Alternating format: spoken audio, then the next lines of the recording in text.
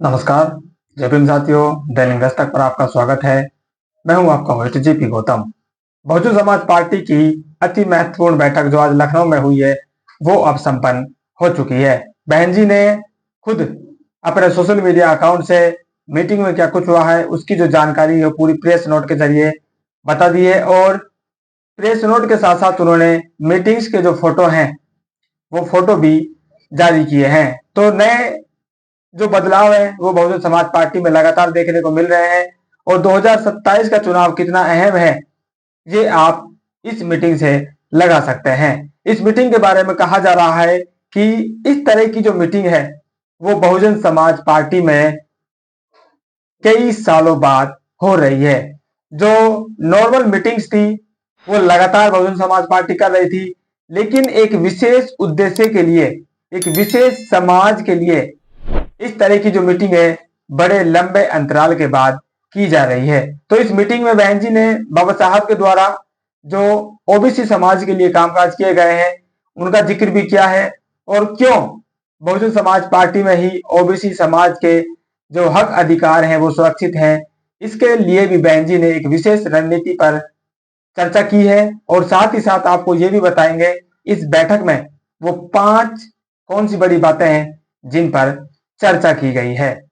पिछले कई दिनों से इस बैठक के बारे में चर्चा चल रही थी। हमने भी आपको एक स्टोरी में बताया था कि इस बैठक में किन किन बड़े मुद्दों पर बात हो सकती है और लगभग जो बिंदु हमने आपको बताए थे उन्हीं बिंदुओं पर इस बैठक में चर्चा की गई है। खासकर जो भाईचारा कमेटियों की बात चल रही थी उन भाईचारा कमेटियों पर यहाँ पर बहुत बड़ी वार्ता हुई है और उसको लेकर भविष्य में क्या कामकाज किए जाएंगे उसकी रणनीति भी तैयार की गई है। बहन जी ने सबसे पहले इस बैठक में जो भी चर्चा की है वो है ओबीसी समाज को बहुजन समाज पार्टी से जोड़ा जाए। ये जो पूरी कवायद है, ये जो पूरी मीटिंग है, इसका एकमात्र जो उद्देश्य है वो है ओबीसी समाज को किस तरह से बहुजन समाज पार्टी के साथ जोड़ा जाए। आप जानते हैं बहुजन समाज पार्टी लगातार मुसलमान समाज को अपने साथ जोड़ने के लिए कामकाज कर रही थी, लेकिन मुसलमान समाज बहुजन समाज पार्टी के साथ जिस स्तर से जुड़ना चाहिए था, जिस लेवल से जुड़ना चाहिए था उस लेवल तक नहीं जुड़ पा रहा है।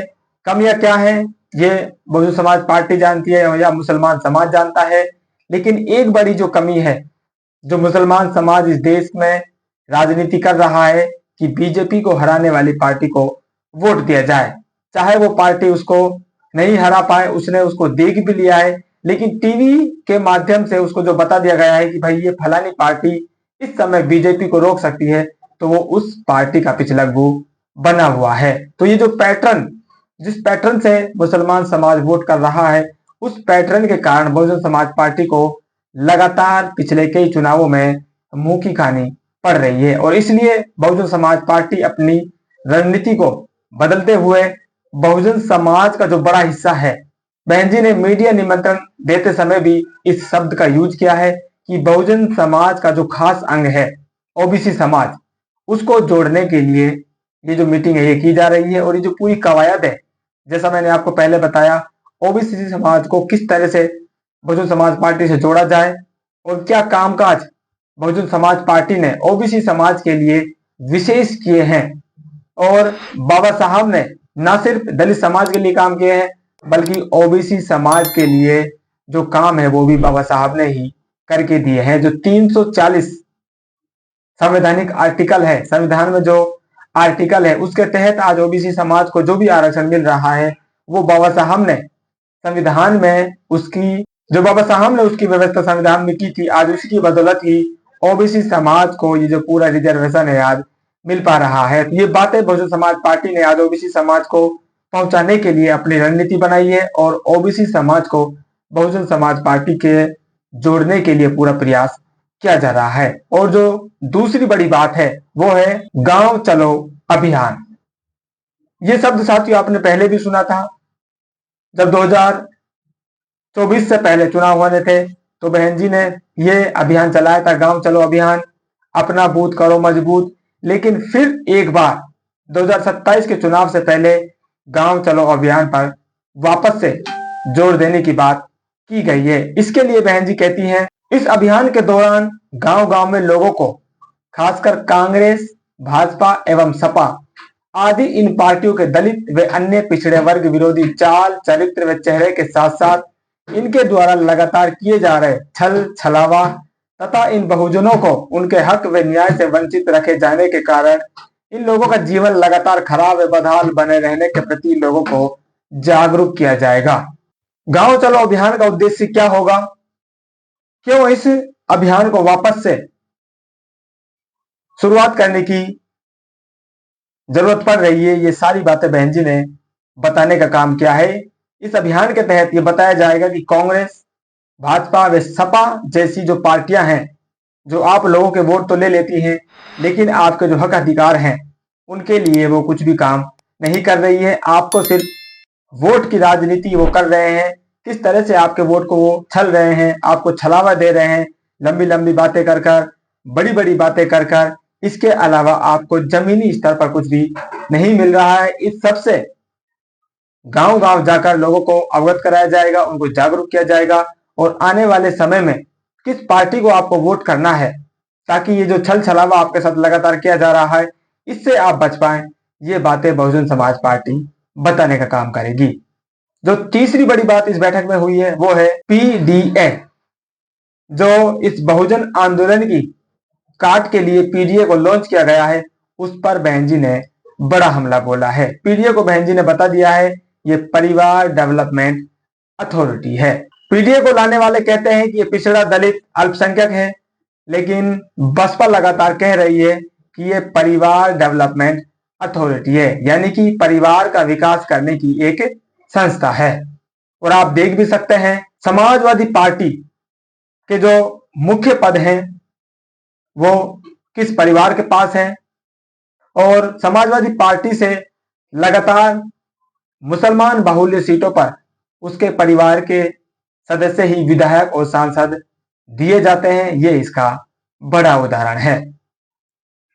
पीडीए के बारे में बहन जी का कहना है, इस बैठक में आमजन की इस धारणा को स्वीकार किया गया है गांधीवादी कांग्रेस, आरएसएसवादी भाजपा एवं सपा व इनकी पीडीए, जिसे लोग परिवार डेवलपमेंट अथॉरिटी भी कहते हैं, इसमें बहुजन समाज में से खासकर अन्य पिछड़े वर्गों के करोड़ों बहुजनों का हित कभी भी ना कभी सुरक्षित था और ना ही आगे सुरक्षित रह सकता है।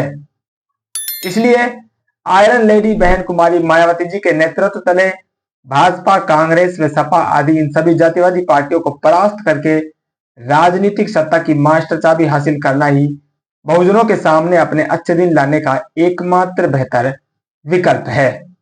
पीडीए, परिवार डेवलपमेंट अथॉरिटी, इससे आप लोगों को सजग रहना है और यदि आप अपने अच्छे दिन लाना चाहते हैं तो आपको बहन जी के नेतृत्व में बहुजन समाज पार्टी की सत्ता बनानी होगी।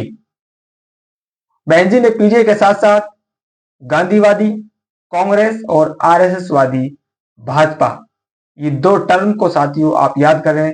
लगातार बहुजन समाज पार्टी में जिन बदलावों की इंतजार लोग कर रहे थे, वो इंतजार अब साथियों आपका खत्म हो रहा है कि बहन जी जिन शब्दों का यूज कर रही है उन शब्दों पर आप गौर कीजिए। मीडिया निमंत्रण में कहा जाता है बहुजन समाज का विशेष अंग, और यहां अब पार्टियों को फिर उनकी विचारधारा से, उनके नेता से बांधने का काम बहुजन समाज पार्टी कर रही है, ताकि जो मानसिक स्तर पर जो घालमेल हुआ है वो फिर से उनकी जो छवि है वो क्लियर हो पाए।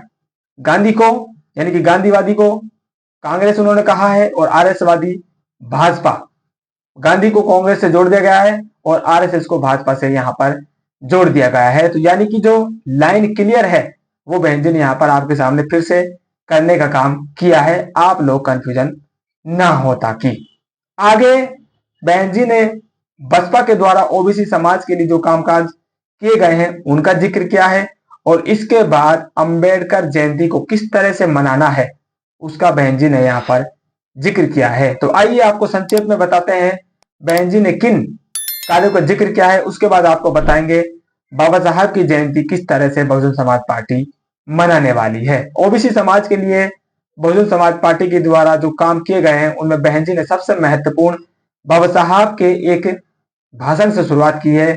उसके बारे में बहन जी कहती हैं, सन 1948 में लखनऊ में एक विशाल जनसभा में बाबा साहब ने आह्वान किया था, अन्य पिछड़े वर्ग से कहे जाने वाले लोग जो जाति वर्ण व्यवस्था के अनुसार चौथे वर्ण अर्थात शूद्र वर्ण में आते हैं, जिनकी समस्याएं अनुसूचित जाति व जनजाति लोगों के समान ही हैं।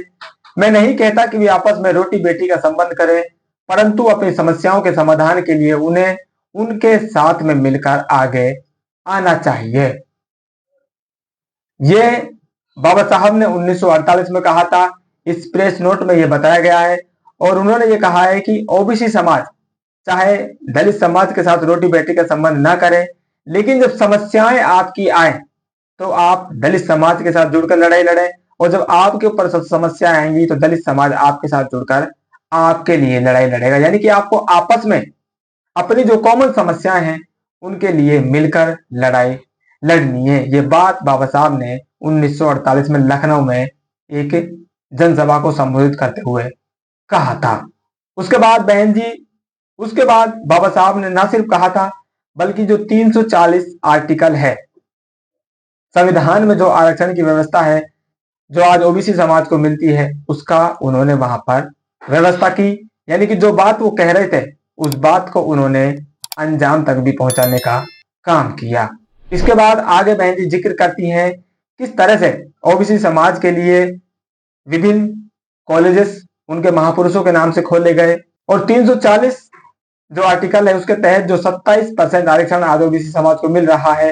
तो 1989 में जो वीपी सिंह की सरकार बनी थी, मंडल कमीशन लागू करवाने के लिए बहुजन समाज पार्टी ने जो लड़ाई लड़ी थी उसका भी जिक्र बहन जी ने यहाँ पर किया है।